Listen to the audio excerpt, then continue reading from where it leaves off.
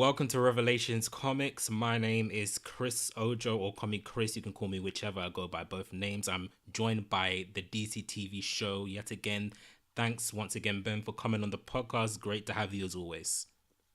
No problem. Looking forward to the long lineup of things we're going to talk about. Yes, because this week was, wow, this was a very interesting week. Some highs and some lows. So first of all, we're going to be talking about the unfortunate news that broke out 24 hours prior to us recording this podcast, which is the unfortunate news of the cancellation of one of my favorite shows of all time, Daredevil. We're going to get to that first of all, and how whether or not Charlie Cox will return as the character, because it's pretty much a given that the character will return somehow in live action. So then after we discuss Daredevil, we're going to be talking about Spider-Man Into the Spider-Verse. We're going to be giving our non-spoiler review because me and Ben both went to see an advanced screening of it. So stay tuned for that too. And then finally, we're going to be talking about the one of, in my opinion, one of the best episodes of Arrow in recent memory, Arrow episode 7, season 7, episode 7. It was the recent episode of Arrow. So that is the lineup for this week's podcast. So Daredevil is cancelled. We all know this by now, unfortunately, but we will definitely be seeing the character on screen again in the future. The question is, will this be Charlie Cox's Daredevil or a completely new character? Not a new character, of course it's Daredevil, but a completely new and recasted version of the character. So what do you think about this first and foremost, Ben? About the cancellation, do you mean? Yes, okay, yeah. What do you think about the character? Yeah, let's talk about the cancellation first. Let's talk about that one first. Okay. Yeah. Alright, so when I woke up the other day, I was like, check my phone, went on Twitter, and I was like, oh shit, why is Daredevil trending? Like, when you see something trending, like, I don't know, Stan Lee or something like the other week, you're like, oh shit, what's happening? And I saw it and I was like, I was just sort of speechless because I did not expect this to happen. Because, yes, Luke Cage and Iron Fist were cancelled, but I think that's way more justified. Like, I think they're pretty good shows. Yeah. Like, I enjoyed season 1 of Iron Fist. Yeah. Quite a bit. But I was sort of like, okay, I can sort of see why maybe they would want to do that to make space. But then seeing that they cancelled Daredevil, I was like, what the fuck are they taking? Like, honestly, I'm just sort of really, really upset. And Netflix really is sort of like, I'm a big Netflix fan, especially what they're doing with the films at the moment. I think they make great TV shows, especially Daredevil and like The Punisher. And I'm just very disappointed, and I'm really sad actually because I haven't got around to watching all of season 3 yet. I started it, but you know everyone loves this show, and it's like, wow, you're just gonna screw everyone like that? Yeah, like, yeah, I couldn't agree more. Like, I still can't believe you haven't finished season 3. I don't know what you're doing, but and again, after this news hit, I'm not gonna lie, it hit me hard. I was expecting it to happen because of what Luke Cage and Iron Fist was going through, and because like so many backstage problems with the tension growing with Netflix and Disney pulling all their films and TV shows from Netflix, etc. So it was, in my opinion, it was kind of a given that Daredevil was gonna get cancelled, but it still didn't stop it from hitting me right in the gut. Like, it stung. It actually stung. I'm still affected by it right now because right now, what I'm doing right now to process my grief, as I called it on Twitter, because I tweeted about this, I'm rewatching season 3. That's what I'm doing. I'm rewatching season 3 again. But anyway, that aside, let's talk about the idea of Marvel recasting Daredevil, the Daredevil character, or sticking with Charlie Cox. Now, the reason why I bring up if this will be an official recast or will it be Charlie Cox reprising his role as Daredevil, but before we get into that, let me point out something that Netflix and Marvel both said in their separate statements when they commented on the cancellation of Daredevil. So it says, and I quote, Marvel's Daredevil will not return for a fourth season on Netflix. We are tremendously proud of the show's last and final season. Although it's painful for the fans, we feel it's best to close the chapter on a high note. We're thankful for the showrunner Eric Olsen, the show's writers, stellar crew, and incredible cast, including Charlie Cox as Daredevil himself, and we're grateful to the fans who have supported the show over the years. While the series on Netflix has ended, the 3 existing seasons will remain on the service for years to come, while the Daredevil character will live on in future projects for Marvel. Judging by what they were saying in this statement, now if you analyze this closely, you will notice something. The statement implies that the Daredevil character is in Marvel's plans for sure for the future. Marvel has plans to use the Daredevil character again in some way.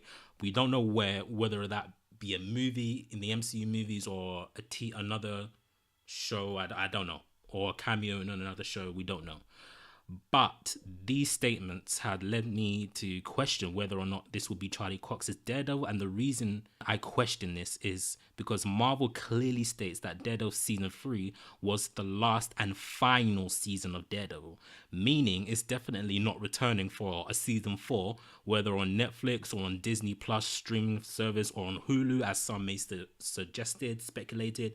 It's not getting a Season 4, period. So, if there are no plans to do a Season 4 at all, and Marvel have plans to use the Daredevil character in the future, then that's why I feel that they may just decide to reboot the Daredevil character as a whole. And if they do this, it will automatically confirm that the Netflix shows are officially not part of the MCU canon anymore, despite the very vague MCU references that they've had throughout their shows, such as the Battle of New York in the New York Bulletin office. So what do you think about this? I know this was so much to take in, but from what I was saying, as much as you can remember, what do you think about all of this? Like, in regards to the statement they made and things like that, I think they were being true. Like, I do believe Daredevil will return. I don't think he's going to be recast. I think that'd be stupid. Yeah, I don't know. Like, it just seems like he definitely was, like, the Daredevil, and there's no way that they could bring him back in another way without, like, having Charlie Cox. Yes. What's your take? I definitely, like, for me, Charlie Cox as Daredevil is like Ryan Reynolds as Deadpool, in my opinion. Robert Downey Jr. as Iron Man, Hugh Jackman as Wolverine. You can't see anyone else playing the character. That's how I will depict Charlie Cox as Daredevil. He's the definitive Daredevil, in my opinion. Obviously way better than Ben Affleck's Daredevil. I just can't see anyone else playing him. But that's not even the main reason why I want Charlie Cox to continue on as Daredevil. Because we've always had this idea that the Netflix shows are part of the MCU. Now, if they recast Daredevil, then it's officially confirmed that these Netflix shows are not going to be canon to the MCU, despite the vague references that they've had throughout these shows. So then that begs the question: if that is the case, if they do recast and the shows are not part of the MCU, then all those references, what are they for? You know, like, what are they referring to? If you get what I mean. Yeah, like, they've definitely done that on purpose, and yeah, I seriously don't think they could ever recast him. Like, yeah, there was the film with Ben Affleck as Daredevil. That wasn't very well received. So I don't think it'd be logical for Marvel or for Netflix or whoever's gonna put this new version or this same version of Daredevil. Like, it surely has to be him. Yeah. I can't see any other way. Yeah, and there is still hope, though, for Charlie Cox to return as Daredevil, and here's why. When he signed on for the series, his contract, and this is confirmed, by the way, by the actor himself, his contract has a movie appearance should the opportunity ever come around. So if his contract has a movie appearance, so he can appear in the movies if Marvel ever wanted him in the movies. And so if Marvel want him in the MCU officially, then Charlie Cox can reprise his role. So instead of recasting the Daredevil character and then causing a whole big, confusion and mess, why not just use up, Charlie Cox's contractual obligation it's not like if Charlie Cox doesn't ever appear in the movies, then they can't have another Daredevil, because you can, but it's in his contract. So if Marvel want Charlie Cox, then they can actually do it if they wanted to. But there's a big but here. The only problem with this is that the tone of the character is far different from the tone of the MCU movies, and that is one of the big problems that Marvel, the MCU, will face with bringing Charlie Cox's version of the Daredevil character into the MCU, into the movie version, into the movie division of the MCU, because they're two different tones. It's true. I don't think the tone would really mix. Personally, I would keep him TV side, and that's only due to the tone. Like, I think he's actually better than a lot of the MCU heroes, personally, and I think the tones are very different. So I don't know how they would sort that out. So I don't really see him being in an MCU film. I feel like it would be a TV show, or maybe, I don't know, maybe one of the sort of more darker ones, maybe that they plan to do. I don't know if they do. But Yeah, but for me, even though I do feel that the tones are 100% definitely different, I still want to see Charlie Cox Daredevil in the movies. I actually don't care. I still want to see him in the movies. That's just the fanboy in me. That's just the inner fanboy in me, because I love Charlie Cox Daredevil. I want to see him interact with the Avengers, and for me, I've always wanted to have that feeling that the Netflix shows are definitely connected to the movies, and with Daredevil in the like interacting with the Avengers, I would definitely be satisfied with that feeling, definitely. But another one of the big problems of getting Charlie Cox in the movies is working out a deal with Netflix, because although Marvel holds the rights to the Daredevil character, Netflix holds the rights for this specific incarnation of the Daredevil character, and at the moment the two companies aren't really seeing eye to eye at the moment due to the whole Disney Plus thing going on. So that's another hurdle as well. So that's why, you can see that a Charlie Cox Daredevil appearance may seem unlikely, and why, Marvel and Disney may be tempted at the idea of just recasting the character completely. yeah, that would be the only like sort of way. Like, if everything doesn't work out between them, because there is that sort of beef between Disney and Netflix right now. It could happen. I think people would riot, and I don't think it would be a smart move if they did that. I think they should, if they really do want this, I think they should like play it out, see how it goes. Hopefully, it happens if they want that in the future. I don't think casting a new person is a good idea. Yeah, definitely. I just don't want it. I just don't want a new. I just want Charlie Cox back. Like, I love Charlie Cox to return, because Daredevil is in my top 5 shows of all time, comic and non-comic related. And although I was expecting Netflix to cancel the shows due to the cancellations of both Luke Cage and Iron Fist, it still hit me hard. And if they ever announce that, yes, Daredevil is returning with Charlie Cox, like, the joy in me would just be outrageous.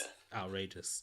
But yeah, despite this though, I do feel Daredevil season 3 is actually a perfect end to the series, as it felt like a wrap up of the past 3 years of storytelling, whilst leaving the door open for a possibility of season 4 if they were ever to get renewed. So even though we're not getting a season 4 now, I'm satisfied with how it ended, because it ended very, I'm not going to spoil it because you haven't watched it, but it ended very good. It was satisfying. So once you watch it, you will know what I mean. But anyway, before we move on to our non-spoiler review for the Spider-Man Into the Spider-Verse, do you think that Charlie Cox will return as Daredevil? Like, final verdict, yes or no? Yes, I do believe he will return sometime soon. Don't know where though. Yeah. Okay. Fair enough. I'm 50-50 on this, because there's pros and cons to both sides. There's definitely pros and cons to both sides. So I'm 50-50 on this. But anyway, once we hear any official news, we'll definitely be talking about it again at a later date. But for now, let's move on to our non-spoiler review for Spider-Man Into the Spider-Verse. So, like stated earlier, you and I both went to an advanced screening earlier this week for the film, and lucky us, because we were treated to, in my opinion, one of the best Spider-Man movies of all time, and one of the best comic book movies of all time too. That is in my opinion. What do you think about this film, Ben? I absolutely love this film, and to be honest, going into it, I really liked the trailers, but I wasn't as hyped as everyone else. And yes, Spider-Man's my favorite MCU character. Like we've said in the previous podcast, I didn't know anything basically apart from the various few points that I know about Miles, and so sort of I was going in a bit like, okay, I think this is gonna be fun. This is gonna be good. You know, just a good time. But coming out of it, I was like, oh my god, this is amazing. Definitely up there with Spider-Man 2. Personally, I really like the first Amazing Spider-Man. I know that's quite divisive, but and the original Spider-Man, I think it's up there with all those. Like, seriously, I can't decide. I think I need to watch it a second time to actually rank it, but it's definitely one of my favorite Spider-Man films. One of my favorite comic book films as well, I have to agree. It's just incredible. And I've watched so many films this year, and I did not expect an animated film to make my top 10, and I've watched probably about 80 films. I'm not lying. I've been Wow. ranking it. Wow. 80 So films. yeah, it's insane. Wow, that is a lot. That is a lot. I've watched a lot of films as well, but It's high. yeah, I've watched a lot of films as well, but not 80. Probably that. Anyway, so yeah, like I'm just gonna echo what you said. It was just very good. At Comic Con, I saw 30 minutes exclusive footage of the movie, and I knew it was gonna be good, but when I didn't know it was gonna be this good, it was just so good. Like at the moment, I'm not gonna say it's the best Spider-Man movie because I need to see it more than one time for me to say that. But it's definitely up there in my top three. So my top three at the moment: Spider-Man: Homecoming, Spider-Man 2, and Into the Spider-Verse. In fact, hold on before I continue on with the non-spoiler Spider-Man review. When it comes to ranking the Spider-Man movies, it's very complicated for me because I have three different lists. I have my favorite list, my favorite Spider-Man movie list. Then I have the best Spider-Man movie list, like as in the best quality movie.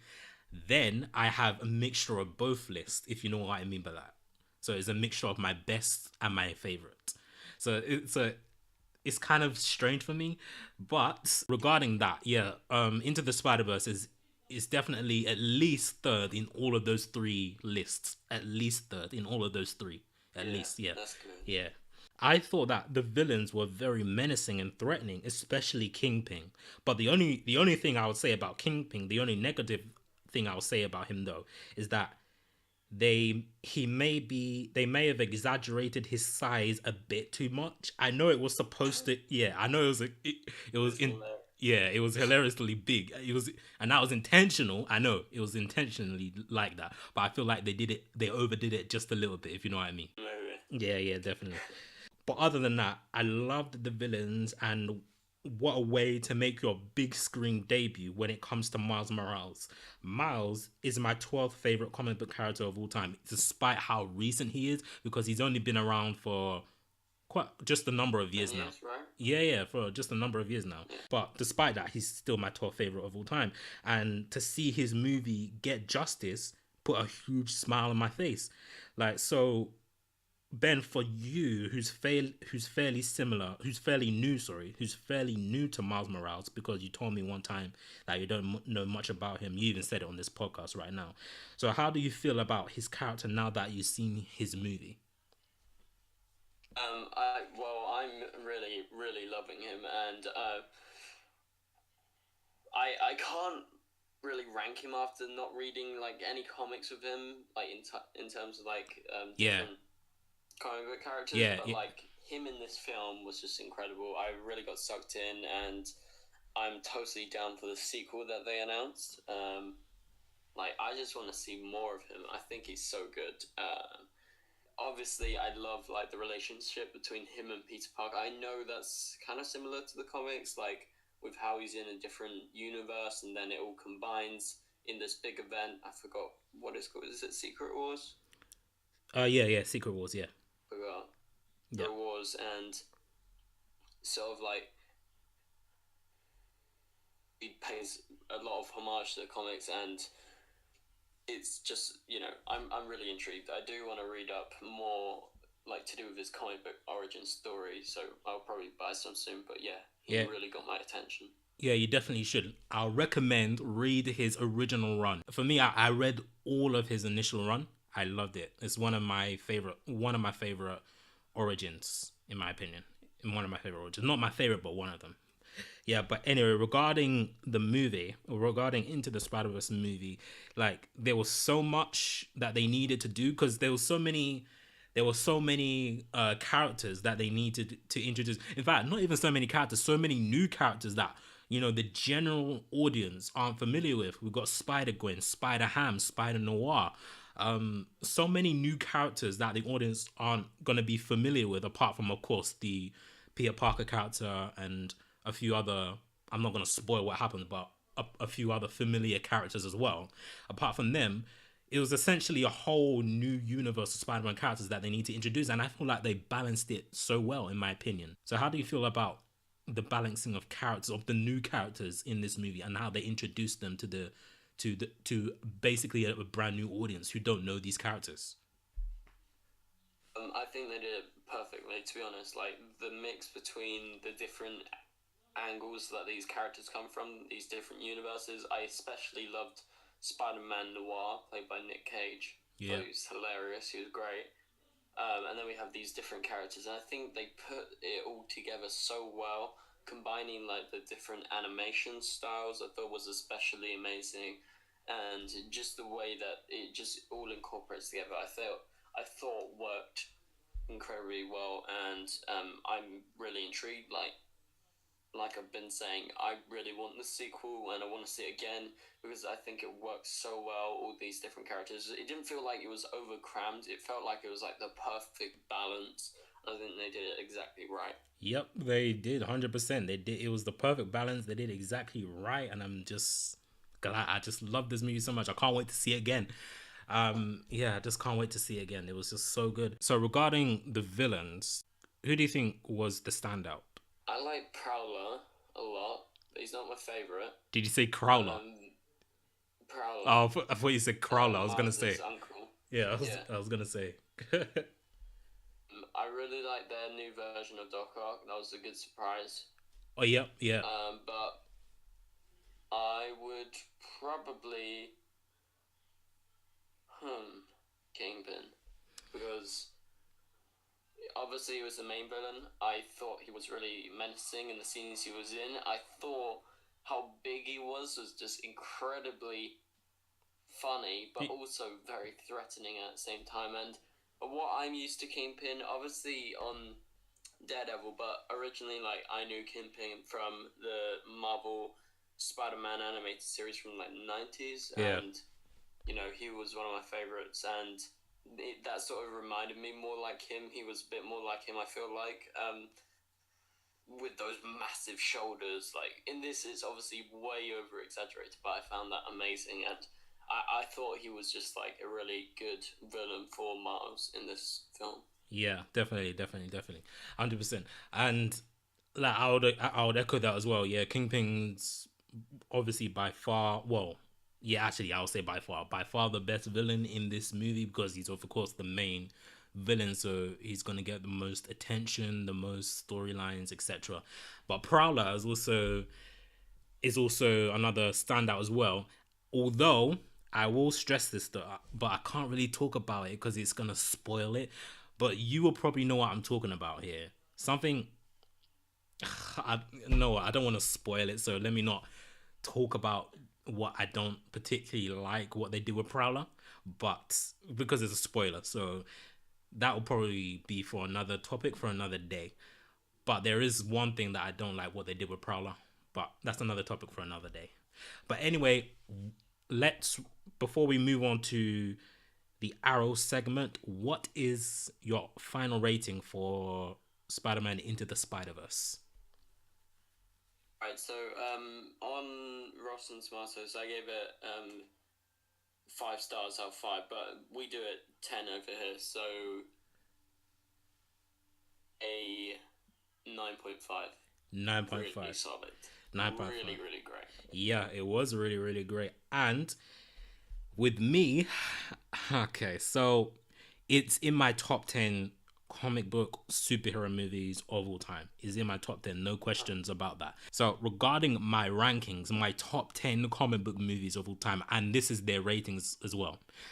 Captain America Civil War number 1, 10 out of 10. The Dark Knight number 2, 10 out of 10. Avengers Infinity War number 3, 10 out of 10. Captain America The Winter Soldier number 4, 10 out of 10. Avengers, the first one, 9.5 out of 10. The Incredibles, even though it's not a comic book movie, it's still a superhero movie, so I put that in the list. The Incredibles is number 6, and that's 9.5 out of 10.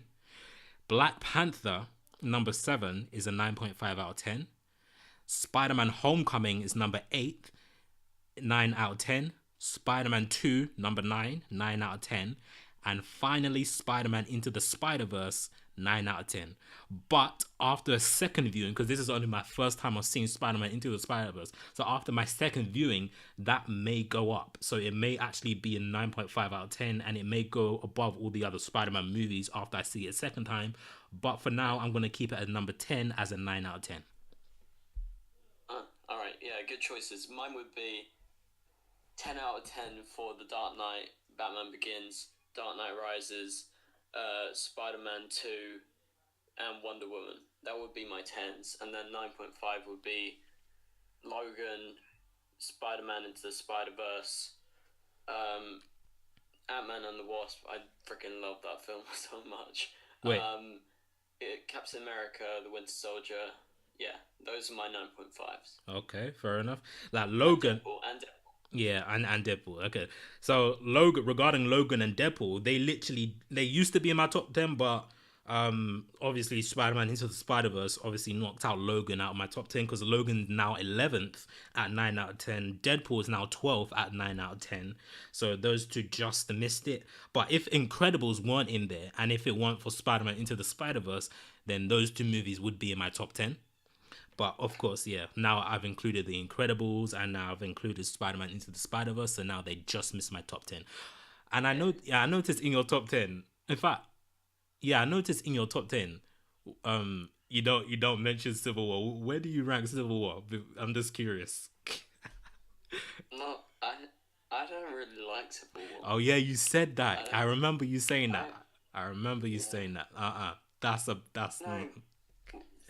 Same thing for Black Panther, but I like Civil War much more than Black Panther.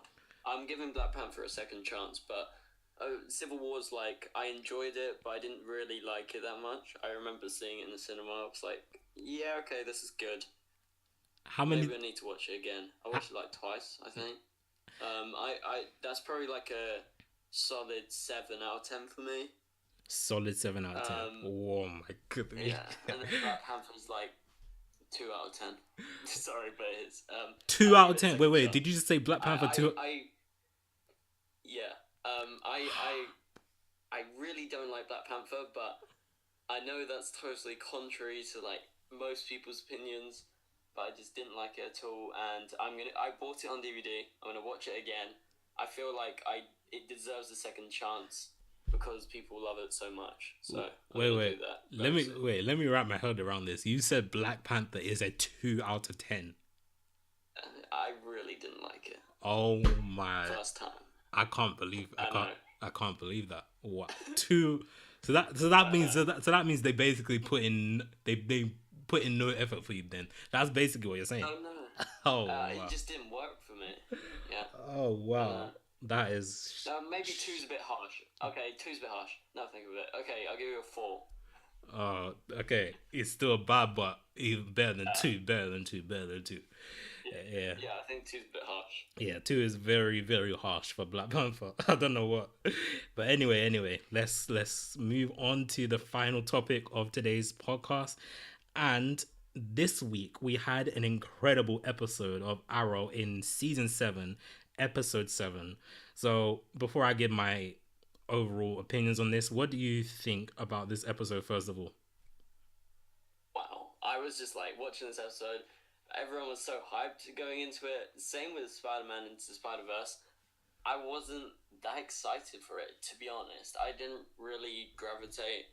I don't really like the promos the CW do, if I'm honest. Yeah. They don't normally get me. Yeah. I like the longer trailers, Yeah. like in the mid-season and stuff like that.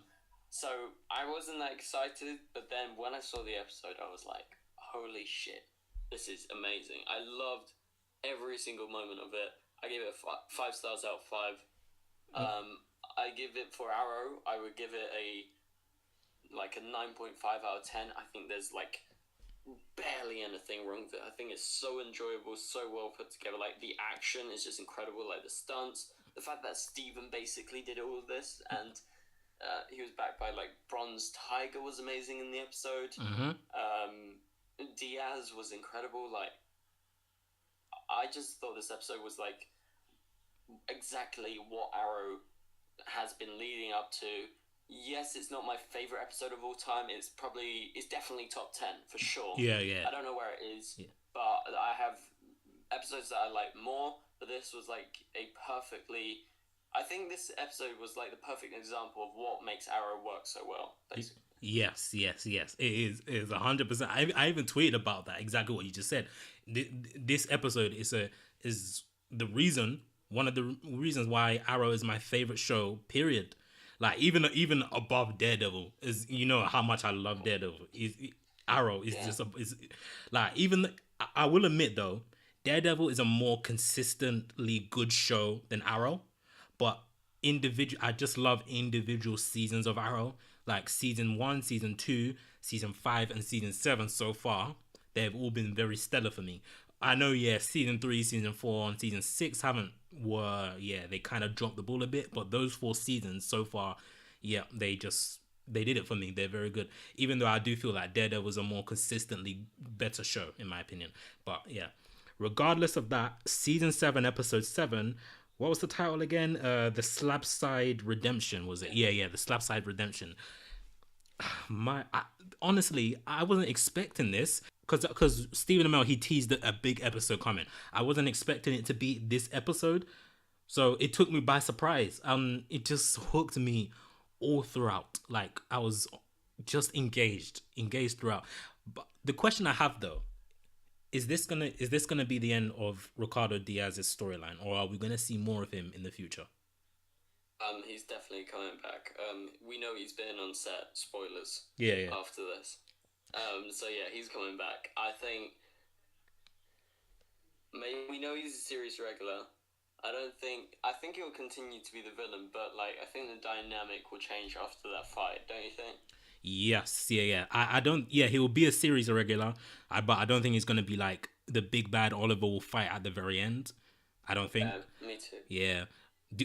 Here's an idea that has been floating around. I've heard people whisper. Do you think Stanley will be the big bad?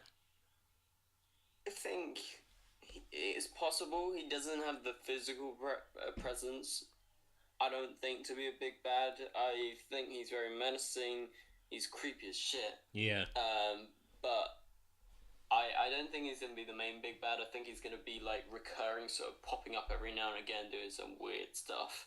I don't think he's going to be the big bad. But we did talk about if Stanley was like evil or something a few weeks ago, didn't we? Yeah, we did, and turns out he is. Yeah. Well, actually, would you say he's evil?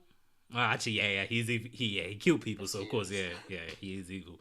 But anyway, regarding this episode, one of my favorite scenes was when Oliver was speaking to Ricardo Diaz through that, I don't know what you call it, the telephone? I don't know what you call it. What do you call that place? Do you know what place I'm talking about? Yeah, when he smacks the window. Yeah, that one, yeah. That's one of my favorite scenes in the entire, because the acting was just, I felt that. I actually felt, it felt like Stephen Amell was, like, it felt like, smacking for it. Yeah, it felt like he was literally, okay, let me rephrase it like this. It felt like it was in real life. That's how I felt like he acted that scene. When he just smashed that window, I was like, oh my goodness, I can't believe like stuff is definitely gonna go down in this episode. You see him doing that, you definitely felt stuff was gonna go down in this episode, and yes, stuff did go down in this episode. And speaking of stuff going down in this episode, what do you think about Bronze Tiger in this episode, and where do you think we'll see him again in the future in this season? I got the feeling that they were definitely teasing like Suicide Squad, but I think he's probably gonna appear when we see Lila again. So I don't know if he's gonna be in the Suicide Squad because they can't really do Suicide Squad on the TV show anymore. Yeah. So I think like he's maybe gonna work for Argus, like in a way that they can control him, but also he's sort of like an anti-hero really by now. Yeah. I think that's probably how they're gonna do it. Yeah, he was already in the Suicide Squad already. In season 2. Yeah. He's you know, I don't like. Yeah. It was a dumb idea to just kill them off. To be honest with you, but it is what it is. Like, and it's kind of dumb now because now DC, like Warner Brothers, they're starting to play nice now with their bigger characters. Superman. Now we're getting Batman on Titans. They're starting to play nice. So if they did, then we would have been able to get that Suicide Squad that was originally intended for Arrow season 2, Arrow season 3. But oh well, it wasn't meant to be, unfortunately. But oh well. Anyway, so if you had a top 5 list for best episodes of Arrow of all time, what would it be? Oh, I actually wrote this down a while ago because I was going to do a video with someone. If I had to choose my top 5, like everyone seems to say Lian Yu as their number 1, but I don't think I would say that. Okay. I think that's one of the best episodes, but if I was to actually go down a list, I would probably have to say one of the Prometheus episodes. I'm just trying to find the title. I think it was What We Leave Behind. What happened in the episode again? I can't remember that one. Where Oliver, where Curtis gets attacked and Oliver realizes Prometheus is planning to make a move against Team Arrow, and that's the episode where Oliver goes like up the building, and then we see Prometheus by the pool. Oh yeah, I remember that. Yeah, I remember the episode. We get his sort of backstory. Yeah, I remember. I think that's probably one of my favorites, and then yeah, and then after that will probably be Capuchon, and then maybe some of the season 2 ones. I don't know. It's kind of hard to rank because I think there's so many good ones from season 2 and season 5 especially. Yeah, season 2 and season 5. Yeah, season 2 and season 5 had the best episodes in them. And me, I wrote it down. I have a top 5 list, and and these were pretty straightforward for me because these episodes for me out of the blue. In fact, I actually have a top 6, but my 6 is the honorable mention that just missed out on top 5, and that was season 5 episode 7. That was of course the crossover, the invasion episode. That was Arrow's 100th episode, and yeah, that was a very good episode that just missed out on my top 5. And my 5th best episode of Arrow of all time, season 5 episode 17, Capuchon. Capuchon, how do you pronounce that? Capuchon. Capuchon. Oh, I found my top 10 list, by the way. Okay. We'll yeah. Let me read mine first, then we'll go to yours. Yeah, you read yours. Yeah. So mine is Capuchon, where the one where Adrian tries to get Oliver to confess his sins, confess that he likes killing. That one, it was like when Oliver finally snapped and then he confessed. Oh my goodness! I was like, Adrian.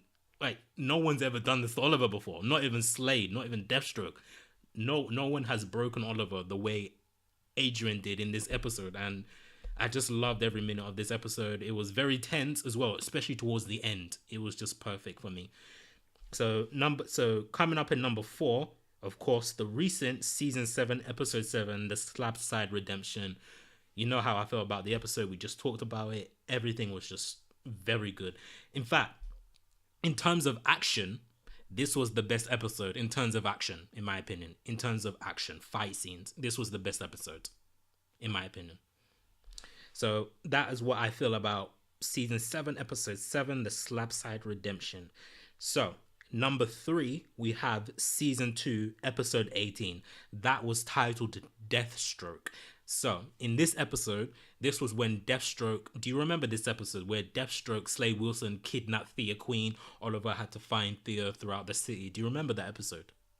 Yeah, that one, I remember watching that for the first time. It was, oh, I was thinking, what's gonna happen? I was very intrigued. It was very engaging, very exciting, very fast paced, very tense. Very good, very good. So that is number 3. Number 2, we have season 2, episode 15, titled The Promise. Do you remember this episode? Yeah. Yeah, so it was mainly a flashback episode where back into the and this was basically like the origin of how Oliver and Slade started to hate each other. This was when Slade finally came to the realization that Oliver was responsible for the death of Shadow, that he wants to make Oliver a promise that he's gonna, make Oliver's life a living hell. So I remember watching that episode. There was just so much good things to say about that episode. That's why it's my second favorite episode of all time. Now, number 1. Every time I talk about this episode, I get very, what's the word now? I don't want to say emotional, but you know what? Let me just say I get very emotional every time I talk about this episode. It's my favorite episode of any show, comic book or non-comic book related, of all time. And that is the season 5 finale, Lianu. And I know you talked about that just a bit, that saying many people are saying that this is their favorite episode. And for me, I don't blame them. Every time I talk about this episode, it just brings, I can't stop smiling. In fact, I even recorded a reaction video to it. In fact, I might even attach it to this podcast. I might even attach it to this video so that you guys can go and check out my reaction to that episode. But when that episode aired, it just had everything I wanted: action, a good cliffhanger, a good ending. Everything about it was just perfect for me. This is the episode that I'm gonna give not even 10 out of 10, 20 out of 10. 20 out of 10 for me in this episode. 100% my favorite episode of all time of any show. Of any show, my favorite. It was just so good. What I liked most about it was how tense it was, how the stakes it had, and it had the return of my favorite villain of all time, Deathstroke, because of course prior to this episode, Deathstroke wasn't allowed to appear on Arrow again. So when he made his return in this episode, it just made it that much better as well. It had everything. The main villains for the first 2 seasons teaming up with Oliver to take down the big bad for season 5. It was Team Arrow versus Team Prometheus. Just so much stuff going on in this episode. Every time I talk about this, I love talking about this episode. So yeah, that is my top 5 Arrow episodes of all time. Yeah, very good list. Shall I read mine? Yes. I got top 10 if you want. Yeah. Read it. Read your top 10. Alright, so number 10 is the season 2 finale, which was titled Unthinkable. And I just really, really love this finale. I think it concludes season 2 like an amazing season, like stopping Slade from killing Felicity and various other scenes. Like, I just thought this episode was so good. And then number 9 was Fundamentals. If you remember back to season 6, actually, this was like the one episode that I thought was incredible, and it's made my top 10 list. That was the episode where Prometheus returns in his head. Oh yeah, I remember that one. Yeah, I remember that one. Yeah, I love that episode. And then number 8 would be the pilot episode, episode 1. Just very, very nostalgic for me. Yeah. Like, just hearing the backstory, Oliver Queen has returned after 3 years. Yeah. From his crash on the Queen's Gambit. I love that episode. It's just so nostalgic, and it really works setting up this show. And then my number 7 is Sacrifice, which was the season 1 finale where Tommy died. Spoiler alert. Yeah. And I thought it was such a good way to end off the Malcolm Merlyn arc and set up season 2, and I thought it was amazing. Number 6 was Three Ghosts. This was the episode after Barry Allen was introduced, so this was Barry's second episode in the Arrowverse, so Grant Gustin, love him to bits, and this was an amazing episode with Barry actually finding out Oliver's identity for the first time, and I loved it so much. And my number 5 is Lian Yu, so mine's not number 1, it's number 5. Okay. I love it so much, but it's not my number 1. I was gonna say at least it's in your top 5. Yeah, that's good. I think it's such a good episode. Like, great action, great way to end off Prometheus. I'm just sad. That's why I think I love Fundamentals so much, because we got Prometheus back. He's my favorite villain, probably bar Zoom and Reverse Flash. Like, they're all on the same level for me. I love him so much. So it was a great way to end his arc. Yeah. But it was sad at the same time that he had to go. Yeah, it was very sad. And then number 4 is Checkmate from season 5, episode 16, and this episode was, if I can remember rightly, it's the episode where Oliver visits Talia al Ghul and she sort of reveals things about Prometheus, and we get some amazing scenes from Josh Segarra, and I just loved this episode so much. And then after that, number 3 is The Scientist, the first episode with Barry Allen, season 2, episode 8, the one episode before Three Ghosts, and this is, one of my all-time favorite episodes in the Arrowverse. I just thought it introduced Barry so well, and seeing him with, obviously it's a massive nostalgia factor now that The Flash is my favorite show. Like, seeing him appear for the first time on one of my favorite shows, Arrow, seeing him with Oliver's just like incredible. It's so nostalgic now when you go back and watch it. I've watched that episode so many times. Yeah. And this is where we get into my top 2. Number 2 is Capuchon, as you said, and I actually got it right. I remembered my order for the first 2, and so Capuchon was incredible. I really, really, really loved this episode so much. And you can get the sort of gist of where I'm coming from. Season 5 is my favorite season. Yeah. Season 2 is my second. Yeah. That, I don't know what yours is. What's your... for me, like season 5 or season 2? Yeah, for me, mine's literally the opposite. Season 2, then season 5. Right, yeah. I just love season 5 so much. Yeah. I love season 2. Yeah. But I find basically all the episodes in season 5 to be so good. Yeah. And also I do with season 2. I just love Prometheus. I prefer Prometheus to Deathstroke, in my opinion. I know you don't. Yeah. No. Don't get me wrong. Prometheus is in my top 3 favorite villains in the entire Arrowverse. So it's not like I don't like, because I do. Like, he's my top 3 in the entire Arrowverse. Like, so we have number 1, Deathstroke. Number 2, for me, I'm always struggling to choose number 2 between Reverse Flash and Prometheus. So number 2 and 3 is definitely between Prometheus and Reverse Flash. Yeah, so Capuchon was the episode where Oliver gets broken down by Prometheus. I think it's just such a great performance by those 2 actors, and it really works, and it's so psychological and intense. And I just love that episode so much. And my number 1 is, like I said before, What We Leave Behind. This episode I just loved so much. Like, it's a really close call between my top 4.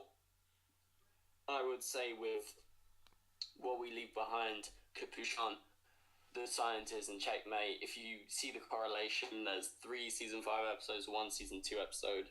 So I just love season 5 so much, and I thought this was an incredible episode. This was episode 9, so that was the mid-season finale, and I thought it left off in a really great way. Yeah.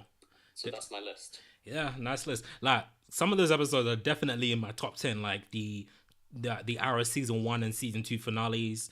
Some of those episodes that you mentioned are definitely in my top 10, and I might make another video like maybe when Arrow gets cancelled, because it's gonna happen one day. I'm gonna make a top 10 Arrow. Supernatural. Yeah, yeah.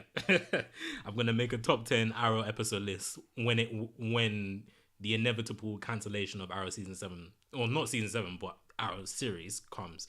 Maybe, in fact, speaking of cancellation, how many seasons do you think Arrow will have? Because this is its 7th season. So do you think it's gonna get cancelled in its 7th season, or do you think it's gonna get an 8th season, or even go up to 10 seasons? Personally, like what I would like and what I think's gonna happen. I think as long as Steven's on board, as long as these cast members are on board, which Steven most definitely is, and it gets good ratings, I think it can go on for longer than Supernatural. I think it's better than Supernatural. I think it's got more of a fan base. I think from what I see right now, I think it honestly could go on past like 13 seasons. 13? Personally, what I would love it to go on for as long as Steven wants, just as long as he wants to do it. When he wants to stop, then we stop. So I wouldn't personally give like a season that I would personally say, but I think it can go on for literally like at least 5 more seasons, honestly, from what Supernatural has done and things like that. Like for me, I've never watched Supernatural. Wait, how many seasons is it on right now? I think it's on 13. 30? What is that on the CW? 14? Is it on the CW Wait, as well? it's on 14. Okay. Yeah, season 14 on the CW. Okay. No, when you said like another 5 seasons, I'm thinking, hold on, that's a bit. Not even Smallville went up to season 13, so I don't know about that, honestly. Don't get me wrong, because Arrow, like I keep saying, is my favorite show of all time. So I obviously want it to continue for as long as possible, but I don't know. Like, I definitely feel we may get a season 8. It's hard for me. Okay. Let me. Definitely get season 8. Yeah. Okay. My prediction: if it doesn't end on season 8, it will end. If it doesn't end on season 8, it will end either in season 9 or season 10. What my guess is that they will probably, if it doesn't end on season 8, they will want to try and get to season 10 and end it on season 10. That will be my prediction. Yeah, but also one reason why I think it's gonna continue on is they've switched out like the showrunner, and like we got this new showrunner, new ideas. I think she's gonna stick around for a long time. Like personally, I think honestly, as long as they want to do it, I think season 10's just fine. Like I think they can easily get there personally. I hope so. Like I said, I don't want it to ever end. But then again, I feel. In fact, hold on. I feel like they could. They've still got so much material from the Green Arrow mythos to take from, because most of Arrow's stories are basically Batman stories. They barely touched upon actual Green Arrow stories. So they still got a whole library of Green Arrow stories to tell from. Like they've done some Green Arrow stories, but they've still got so much more they can do with the Green Arrow stories, rather than taking from Batman, Anyway. Wait, did you say something? No. Oh, okay. Yeah, I totally agree. Okay, so yeah. But anyway, yeah, that wraps up this. Yeah, this was a very long podcast because we had a lot to talk about. In fact, we were going to talk about more, but I decided to axe it because of the amount that we had to talk about in these 3 segments alone. But that wraps it up for this week's podcast. Join us next week for next week's podcast, because apparently next week there's a whole load of Marvel goodness that is coming to us next week that's teased by various Marvel insiders. I don't know where they get the sources from, but different people who apparently have ties to Marvel are teasing stuff big next week for Marvel. So whether that's the Avengers 4 trailer and other stuff, I don't know, but we will have to wait and see. I've talked to some people and they've said they're heavily linked into sort of Disney and things like that.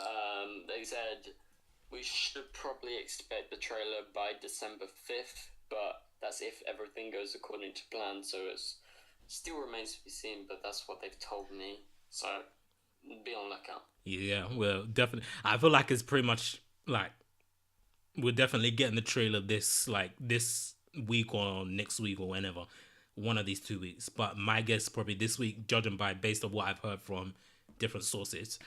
But yeah, anyway, that is that. Whatever happens, we will discuss on next week's podcast. So based on everything that we said in this podcast, if you guys can even remember from what we said, because we said a lot, what do you guys think? Comment. What are you hyped for Spider-Man Into the Spider-Verse if you haven't seen it already? What are your top 5 episodes of Arrow if you watch the show? And I would suggest that you do, especially seasons 1, 2, 5, and 7, because they're very good. And also, how do you feel about the cancellation of Daredevil? And do you think Charlie Cox will return, or will Marvel recast the character? Share your thoughts down below in the comments. So if you like this video, give it a thumbs up, share it with your friends, subscribe to the channel if you're new, and subscribe to the DCTV Show's channel too. I'll leave his link in the description, and I'll see you guys later for more videos.